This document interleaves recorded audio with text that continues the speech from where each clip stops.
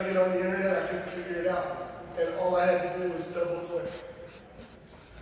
We couldn't conceive of how it would go mainstream when it was Web 1. Nobody had internet in their homes, and the internet that we did have was really slow. And so adoption was very slow as well. And like Web 1, the metaverse definitely will continue to represent the unknown for quite some time. I can even remember there were people before the internet was in everyone's homes who would say, yeah, I'm not going to get that. I'm good with what we have.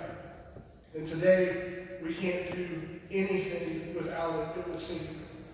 But then there were the pioneers of Web 1, those who had a vision and saw what it could represent.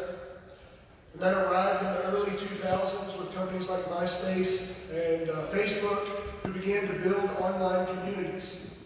This was made possible by high-speed internet, by 5G and smartphones and cloud computing.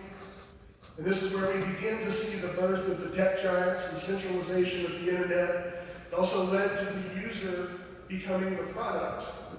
It allowed companies like TikTok and Snapchat and Twitter to provide their products for free. There's no secret that these companies provide those services to us in exchange for our data and to use it for marketing and advertising purposes. Have you ever had a conversation with somebody and you're talking about, let's say, backpacking or going camping or something like that, and then you pull up your Instagram and there's an advertisement there trying to sell you tents or backpacks? That's a result of centralization and data capture, and they can say that it doesn't happen, but it's happened enough to me to know that it certainly does happen. And the result of centralization is that you own nothing, and you don't have any say about the internet. Yet you are now the product, and your privacy is what you paid for that.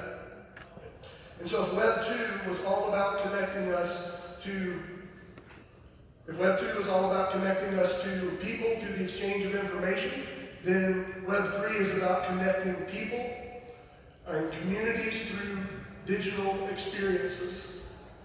Web 2 was made possible by smartphones and 5G and cloud computing, and Web 3 will be made possible by cryptocurrency, which introduced, among other things, decentralized blockchain technologies.